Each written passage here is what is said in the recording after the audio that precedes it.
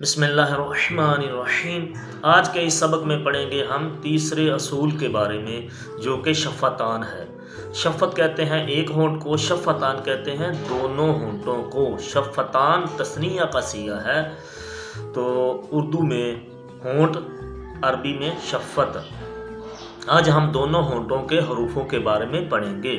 دونوں ہونٹوں کے جو ہیں مخارج، وہ ہیں دو مخارج ہیں، اور ان میں دو مخارج میں سے 4 حروف ادا ہوتے ہیں۔ پہلا مخرج ان میں فا کا ہے، وہ یہ ہے کہ سامنے والے اوپر کے جو 2 دانت ہیں جنہیں ہم ثنایا علیہ کہتے ہیں، یہ والے، ان کے سرے نیچے والے ہونٹ کے اندرونی حصے کو جب لگتے ہیں، چھوتے ہیں، یہ جو تری والا حصہ ہے اس کو جب لگتے ہیں تو وہاں سے فا کی آواز پیدا ہوتی ہے۔ یہ فا کا مخرج ہے، فا فا فا، تو یہاں سے فا کی ادائیگی ہوتی ہے۔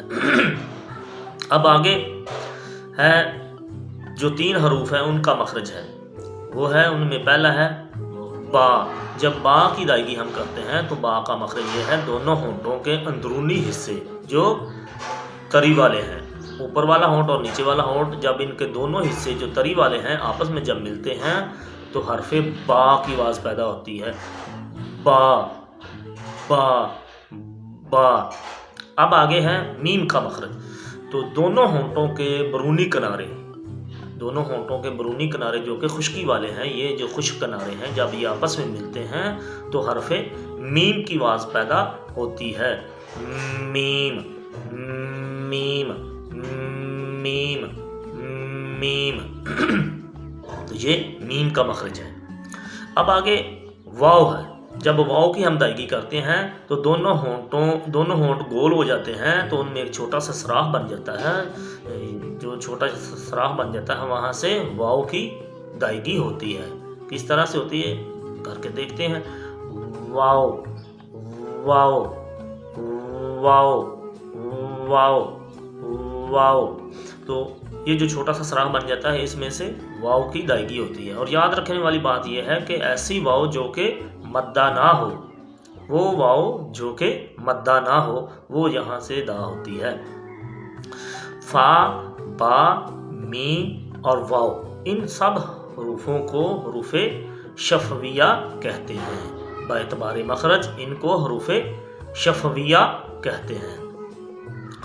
تو انشاءاللہ آپ ضرور کامیاب ہوں گے اگر آپ محنت کریں گے۔ تو آپ کو چاہیے محنت کریں، پریکٹس کریں، بار بار ان کی پریکٹس کریں، مشق کریں۔ جب آپ بار بار محنت کریں گے، پریکٹس کریں گے، تو پھر آپ کو ان کی ادائیگی پر مہارت حاصل ہو جائے گی۔ جب آپ ان کی ادائیگی پر مہارت حاصل کر لیں گے تو پھر انشاءاللہ آپ کامیاب ہو جائیں گے۔ اگر آپ چاہتے ہیں کہ قرآن کریم کو صحیح اور خوبصورت انداز میں تلاوت کیا جائے تو پھر آپ کو چاہیے کہ علم تجوید پر مہارت حاصل کریں، حروفوں کی ادائیگی پر مہارت حاصل کریں۔ جب تک آپ حروفوں کی ادائیگی پر مہارت حاصل نہیں کریں گے اس وقت تک آپ قرآن کریم کو صحیح اور درست طریقے سے تلاوت نہیں کر سکتے، کیونکہ قرآن کریم کو تجوید کے رولز کے خلاف تلاوت کرنا لحن کہلاتا ہے، اور لحن کی 2 اقسام ہیں، لحن جلی اور لحن خفی۔ لحن جلی ایسی غلطی کو کہتے ہیں جو مطلقاً حرام ہے، جس سے معنی تبدیل ہو جاتا ہے، اور لحن خفی ہلکی غلطی ہے جس سے معنی تو تبدیل نہیں ہوتا لیکن حسن قرات نہیں رہتا۔ تو ان دونوں غلطیوں سے بچنا چاہیے۔ تو آپ سے گزارش ہے کہ آپ ہمارے چینل کو سبسکرائب بھی کر دیں، شیئر بھی کر دیں اور لائکس بھی کر دیں۔ تو آپ ہمیں اپنی دعاؤں میں یاد رکھیں گے، مجھ حقیر ناچیز بندے کو اپنی دعاؤں میں یاد رکھیے۔ اللہ تعالیٰ آپ کو اور مجھے حروف علم تجوید کو زیادہ سے زیادہ سیکھنے اور ان پر عمل کرنے کی توفیق اور طاقت نصیب فرمائے، آمین۔